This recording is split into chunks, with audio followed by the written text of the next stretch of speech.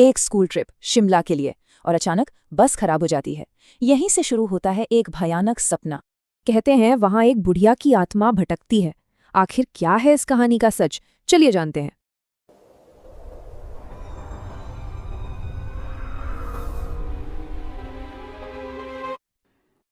ये चैनल केवल मनोरंजन के लिए है। हम किसी भी तरह की अंधश्रद्धा को बढ़ावा नहीं देते। 3 दोस्त आयुष, अमन और रोहन बोर हो रहे थे। तभी होटल के खिड़की से उन्हें एक झील दिखी। उन्हें स्कूल की एक कहानी याद आई। कुछ सीनियर्स रात में उसी झील पर जाकर फेमस हो गए थे। तो प्लान सिंपल था, गार्ड से बचकर निकलना, झील तक जाना, फोटो लेना और हीरो बनकर वापस आ जाना। पर 1 घंटा, फिर 1.5, जंगल गहरा होता गया। 2 घंटे बाद उन्हें समझ आया कि वो खो चुके हैं। अब तो बस एक ही रास्ता था, वापस लौटना। उन्होंने फोन की टॉर्च जलाई और वापसी का रास्ता ढूंढने लगे। वो आगे बढ़ रहे थे, पर जब आयुष और अमन पलटे तो रोहन वहां था ही नहीं, एकदम गायब। पास से कुछ खोदने की अजीब सी आवाज आई। डरते डरते वो उस तरफ गए और जो देखा वो डरावना था।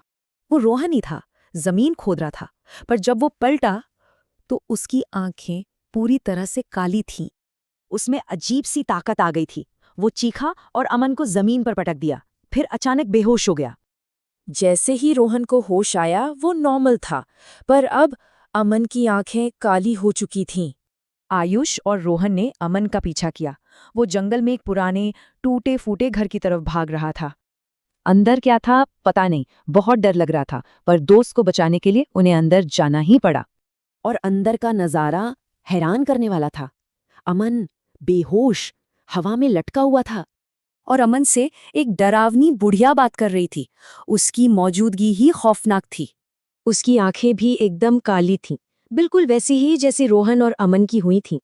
लड़के बुरी तरह डर गए और वहां से भागे, पर वो बुढ़िया उनके पीछे पड़ गई।